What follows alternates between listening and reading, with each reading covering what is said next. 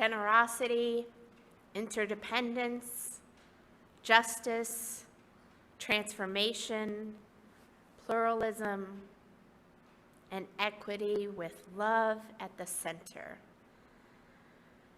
Love is the molten core of this faith, the power that holds us together and is at the center of our shared values. I don't know anyone who would disagree with this statement.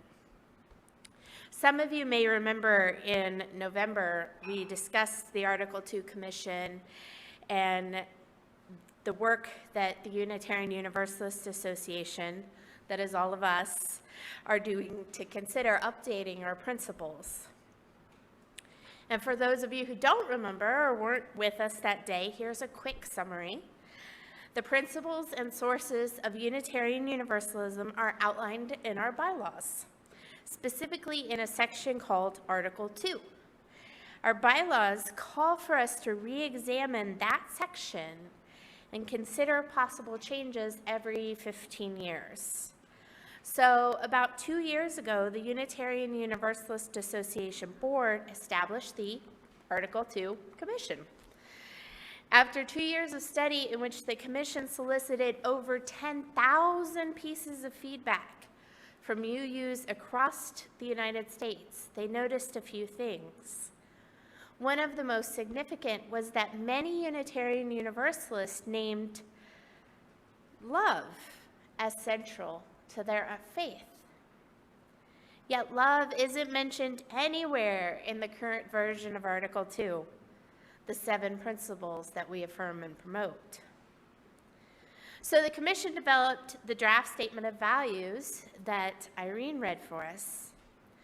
And the statement centers on love with the other 6 values: equity, justice, transformation, interdependence, pluralism, and generosity, connected by that center of love.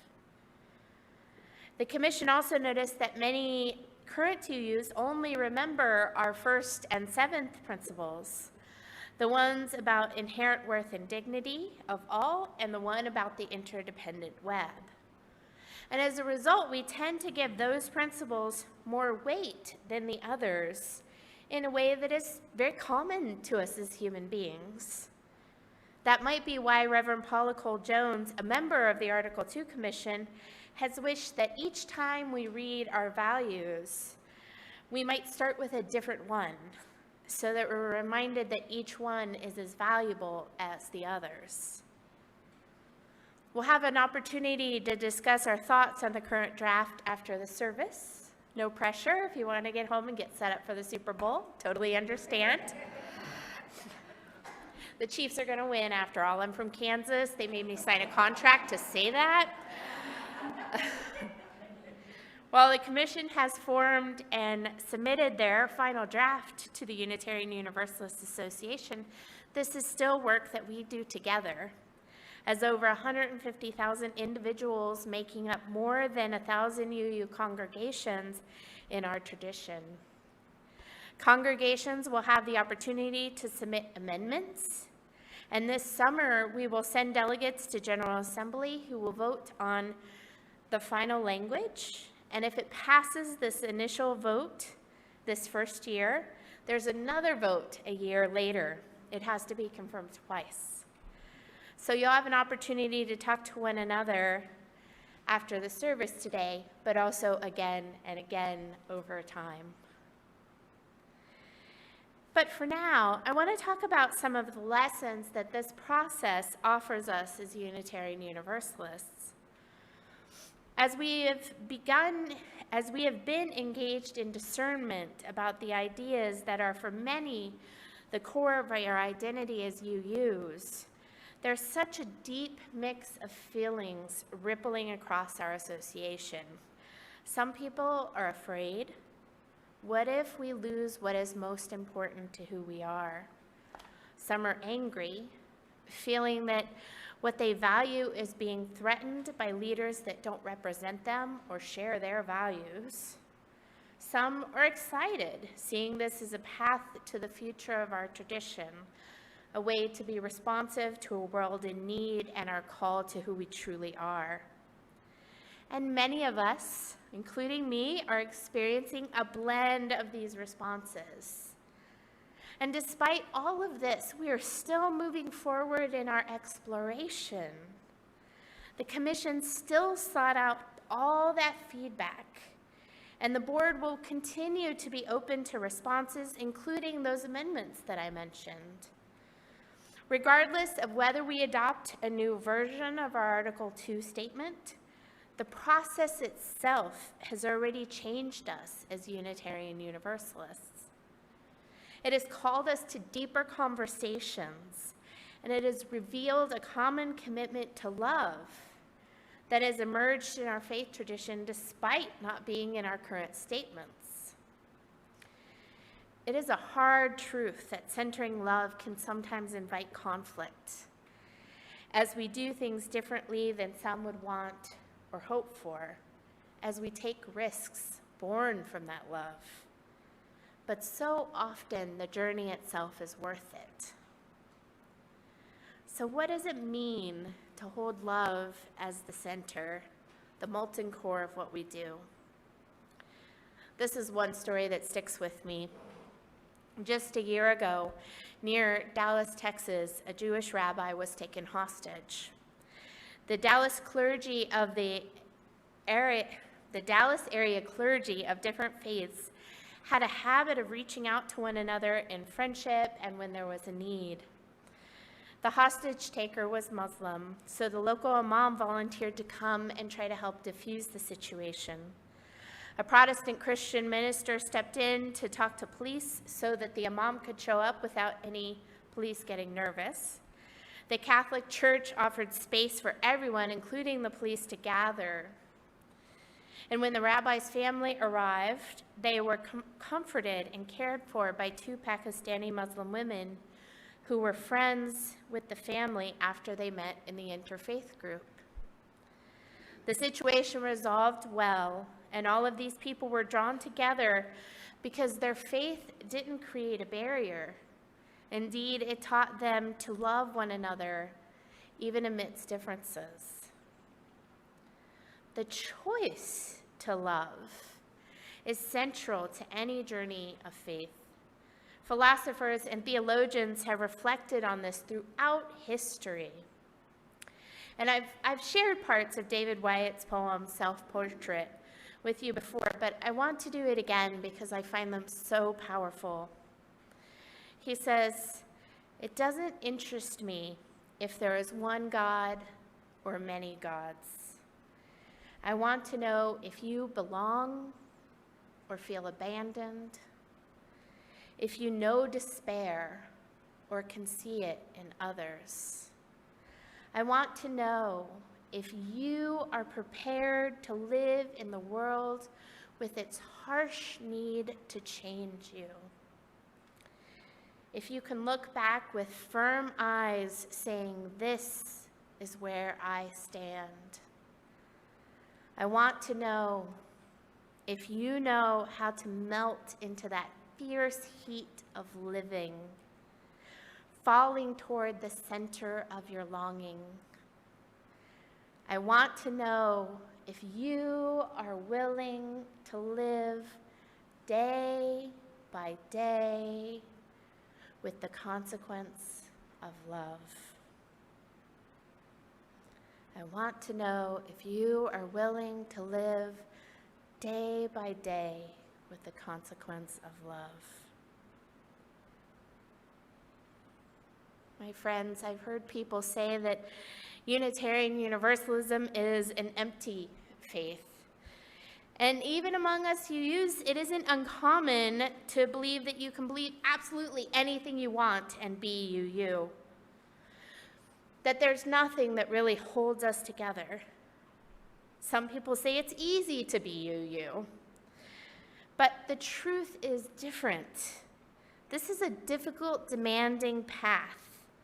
Ours is a religion that calls us to treat others and ourselves with life-changing love. It calls us to own up to our mistakes, our failures to embody love, and to try again. It calls us to consider the challenging principles of justice and compassion and the reality that we are interdependent with this world. We practice an active, embodied tradition that calls us to live every day with the consequence of love. What does it look like to live with love as the molten core of our faith? So I want to invite you here in this room and at home to start by looking at your hands. And if there's someone next to you, look at their hands too. Maybe your nails are a little dirty and you don't want to think about that right now. Maybe your hands are sore and you're ready for winter to be over. But consider all that these hands do. Each of our hands have done things we regret, broken a precious item, tightened in anger that was unfair, carried out choices we would not make again. And these hands have also prepared meals that have fed our bodies and the bodies of others. These hands have clapped with joy and gratitude even just a few moments ago. These hands write, type, or text the words that help us connect to others. These hands have helped us bring greater knowledge to the world. They have created beautiful things, works of art, scarves, stories, elegant meals. They've held books. They've opened wide to receive or give a hug.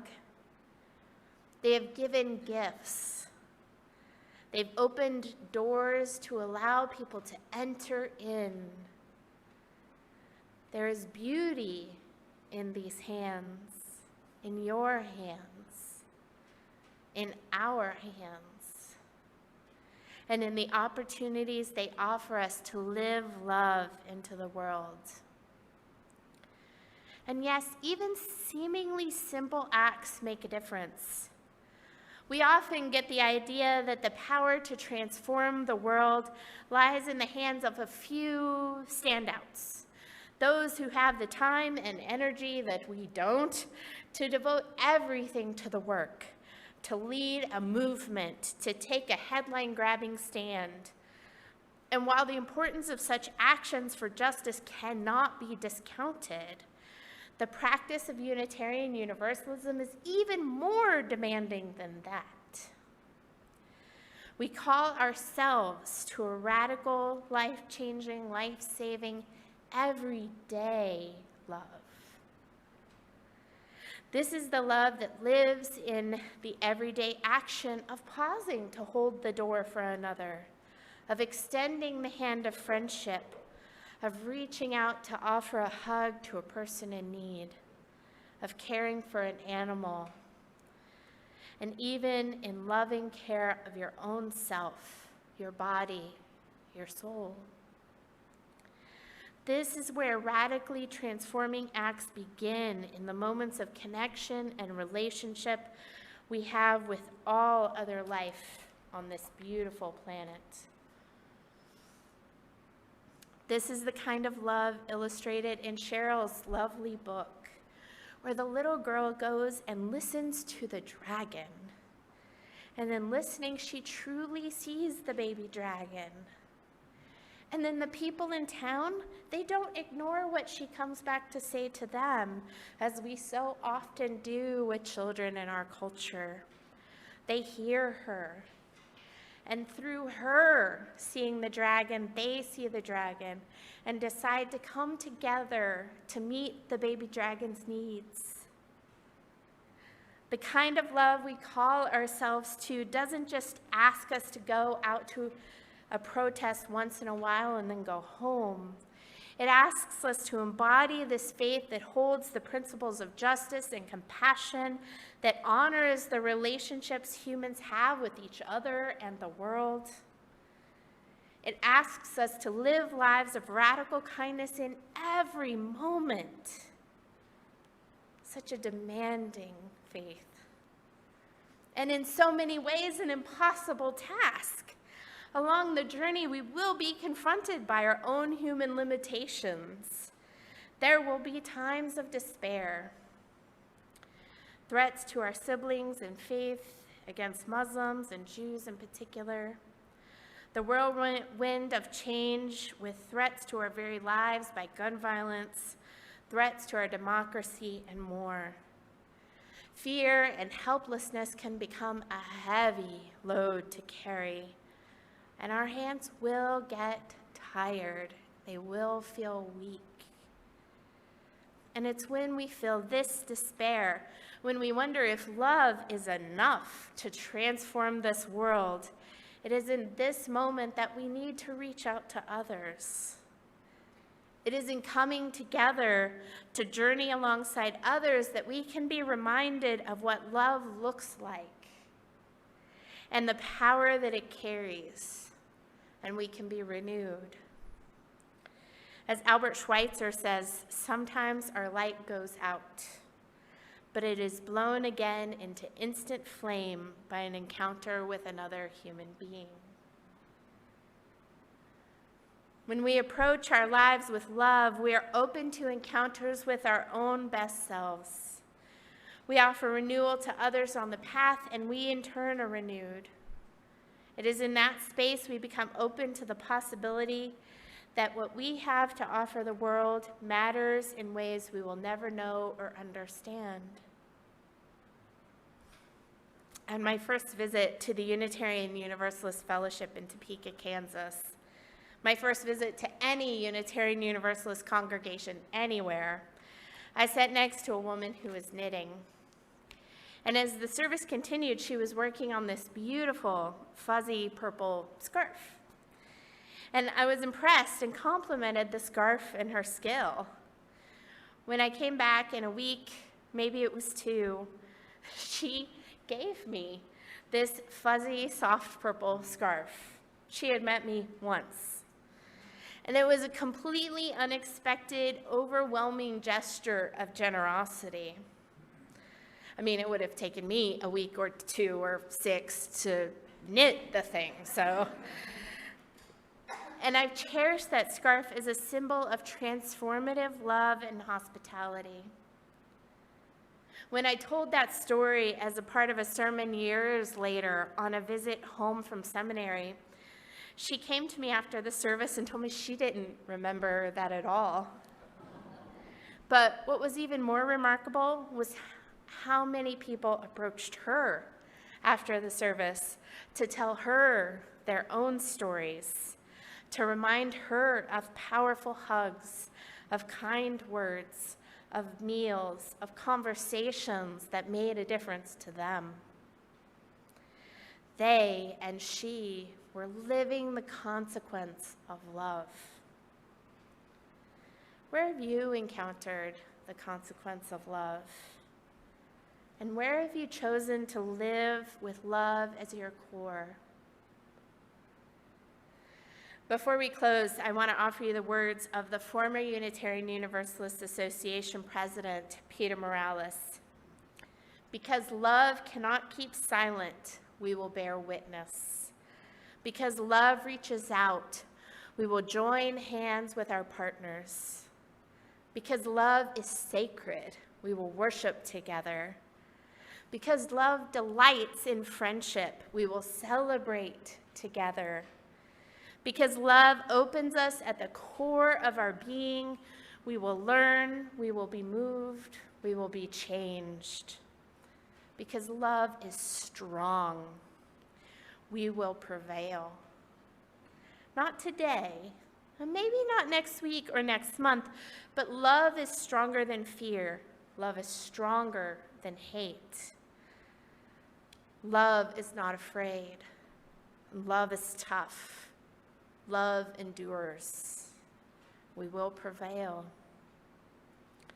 My beloved spiritual companions, may we be a people who hold love as our center, not just a static, passive center around which important things rotate, capturing our attention.